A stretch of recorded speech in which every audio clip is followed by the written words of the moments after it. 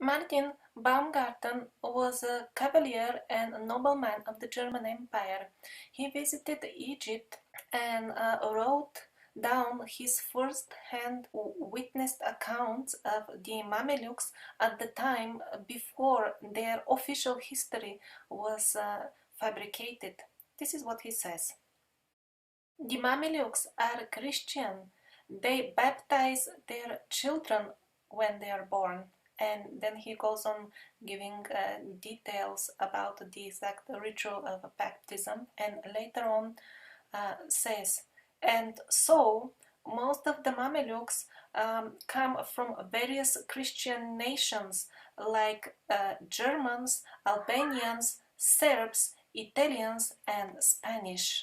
The Mamelukes were not some sort of slaves and started ruling it, as the modern historians assure us with great authority, because the Mamelukes are no longer there to object.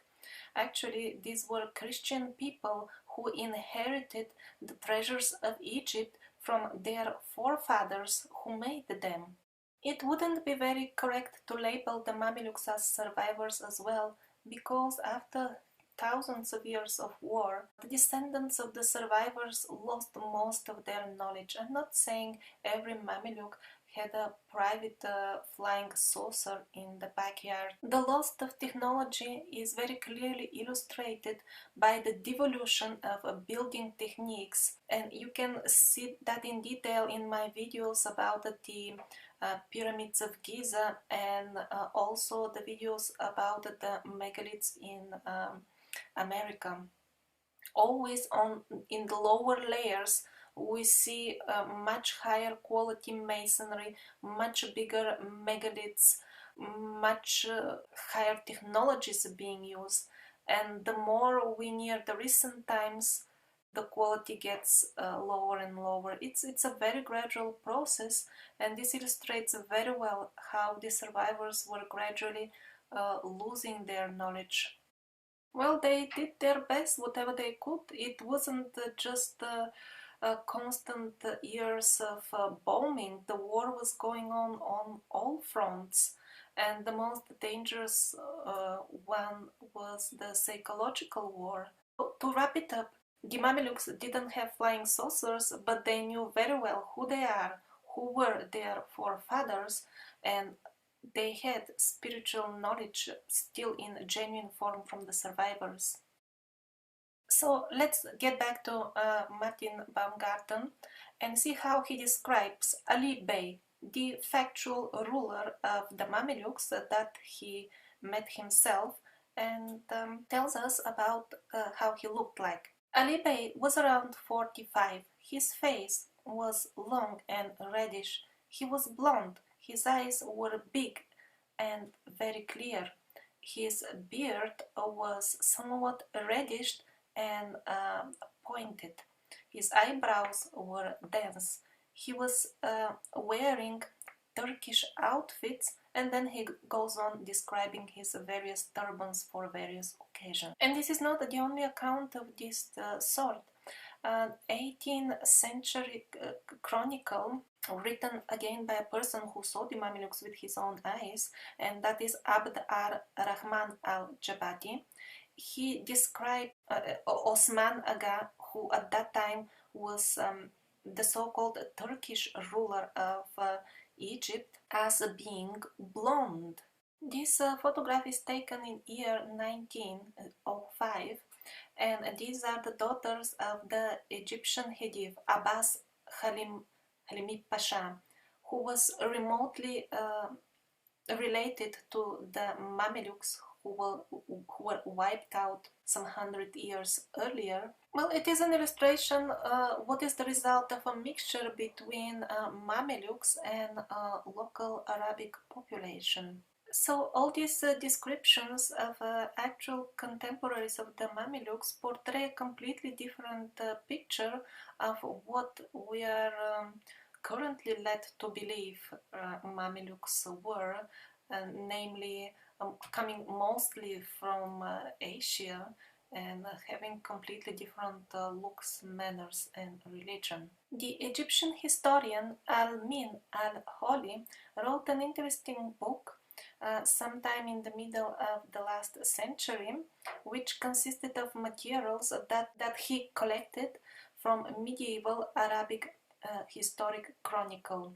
The name of the book is Relations between the inhabitants of Nile and Volga in 12th through 14th century. Over there, Al-Min al-Holi quotes Mameluc Sultan, who says, "We and the Tartars are of one clan, and we will never renounce each other." Further, we read that the ratifications issued by the Egyptian Sultan were fully valid within the areas of Volga, and so the merchants who traveled back and forth were freed from paying the duties that were imposed on outside traders. In other words, the Mamelukes were treated as one's own clan in the areas of River Volga. For example, the Sultan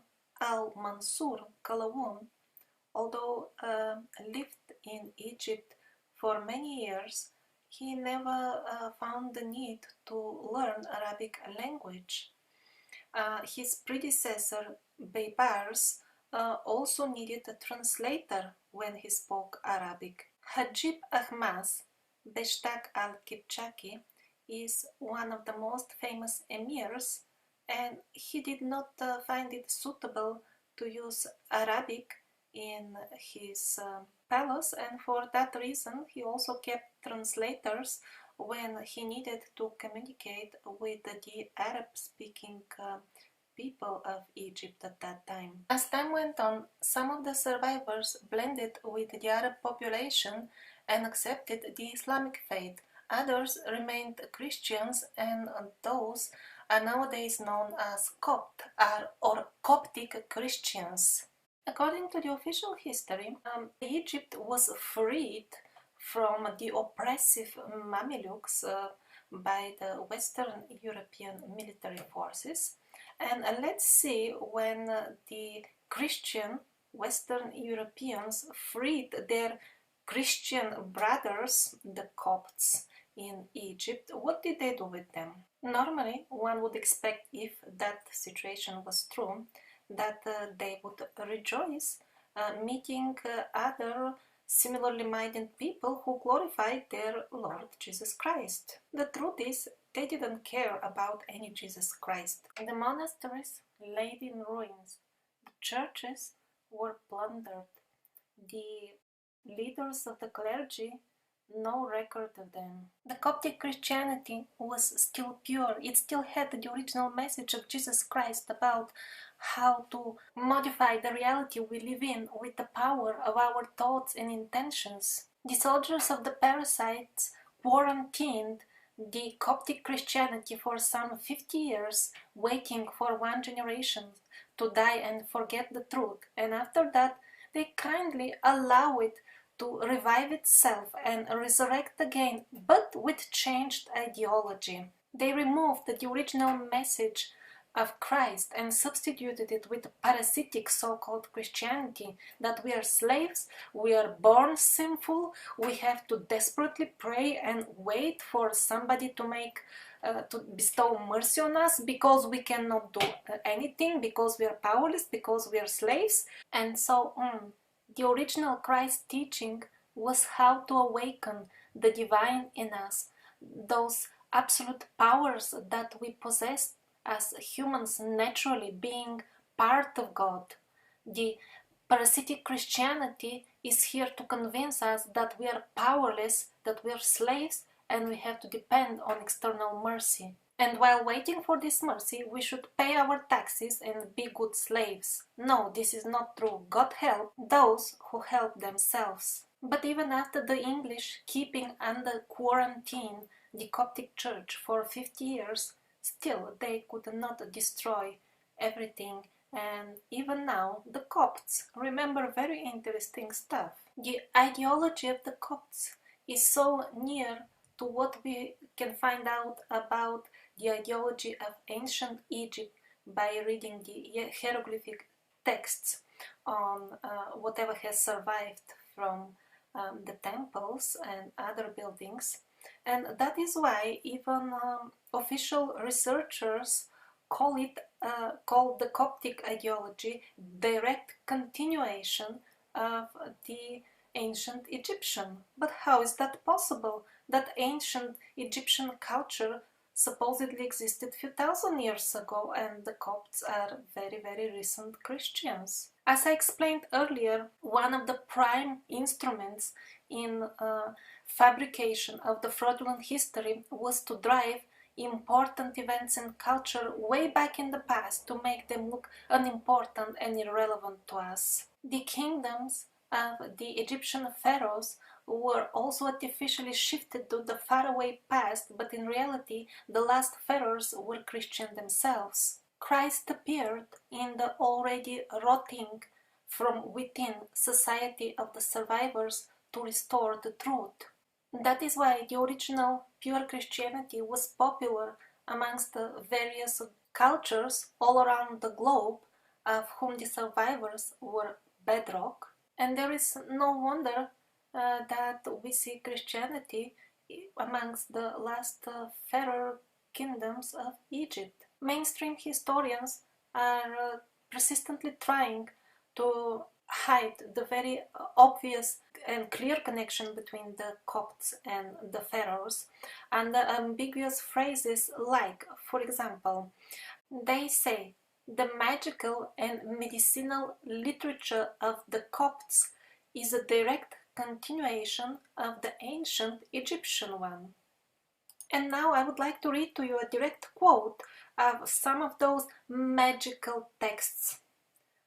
Hor, for, El Eloi, Adonai, Yahweh, Savov, Michael, Jesus, help us and our homes. Amen. This is what they classify as magical text to cover up the connection between the last pharaohs and the Copts. This is one of the items in the burial of Tutankhamun. Is there any need of commentary? Well, this is a Christian cross.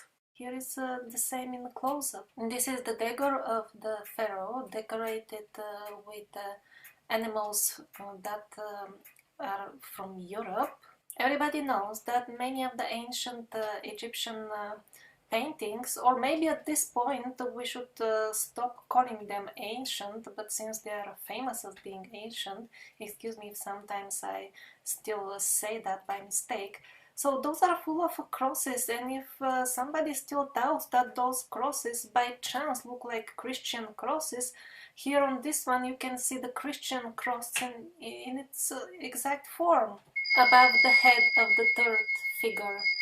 This is obviously so-called ancient Egyptian painting. This is not from the time when supposedly some ancient Egyptian temples were subsequently converted into churches, as the mainstream historians cunningly try to convince us. Here is another Christian cross that they have forgotten to hide, and it's still visible amongst the ancient Egyptian hieroglyphic signs. And this is another one laying there in the corner in one of the ancient Egyptian temples. Two ancient Egyptian statues with Christian crosses on their back. And these are Coptic images. The crosses are very, very similar to the Egyptian crosses.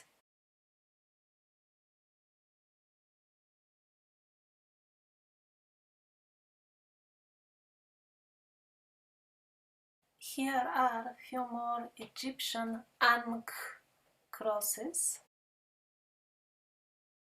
And so, sometime in the end of the 18th century, some Jesuits are being sent to Egypt to start fabricating the future image of ancient Egypt as we know it nowadays, and which is absolute historical fiction.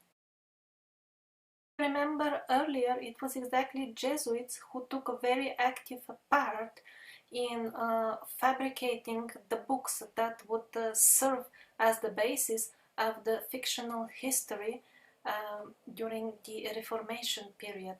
Egyptology as science started existing very, very late in the 19th century. At that time, the Scaliger version of history was already widely accepted as scientific, and the Egyptologists were forced to adjust everything to fit those mistaken axioms that were laying the basis of the timeline of Scaliger. And if they would disagree with the Scaliger timeline, they wouldn't be employed as official scientists anymore, very much like today actually. It is very easy to maintain the false myth that the timeline of Scaliger is the only scientific one, with the simple practice of removing all those who do not agree with Scaliger. They are unlisted as scientists, and in this way only those who agree remain. And yes, then it is true, almost all scientists do agree with Scaliger. Sometimes so-called ancient sources are quoted to support the Scaliger-Pitavius timeline of Egyptian history. However, please be aware that, for example, the most famous of them, the work of Manethon, is not available in original nowadays. And so if you see some quote from Manethon, well, it is very easy to manufacture all of that, to fabricate it, because the original is no longer available. So you can put any fantasy and label it as coming from Manethon, no problem. And so is the situation with all other so-called ancient sources. As far as the official history of the various dynasties and times of rule, of reign of various pharaohs, that was easily fabricated by Henry Bruch, who approached the matter in a very practical way. He took various lists from the temple carvings. Some of them definitely were names of pharaohs. Others was not sure, but he took some lists that he liked, and also assuming, according to his liking, that those were only pharaohs. Others, they didn't fit so well, so declared them mythical, mythology, and did not include them. And then to fix easily the dates of their reign, he just decided that everybody has ruled 33 years, or to be more exact, 100 years for every 3 pharaohs. And that is how this full history was cooked and was ready to be served to the public as science. Egypt was one of the most important centers of the culture of the survivors. Over there, the knowledge of the magical abilities of the humans was kept alive until few hundred years ago by Kopts and Mamelucs, and that is why it was very important for the soldiers of the parasites to distort the Egyptian history in such a monstrous way. And so people are confused. There is one thing in the history books, but the actual artifacts point towards completely different story, and they don't know what to think. Did aliens build all this? Because according to history we could not have built them. We were barely coming out from the monkeys. It is absolutely possible, and indeed even likely, that aliens participated in building some structures, like, let's say, the Great Pyramid, because when we had our astral vision still working before it got disabled by our beliefs in the parasitic propaganda that we are slaves and helpless, we became slaves and helpless and lost our vision. Very few of us nowadays can see the real faces of the parasites, and we cannot see as well the divine and magnificent residents of this universe, of which the human race was originally part of.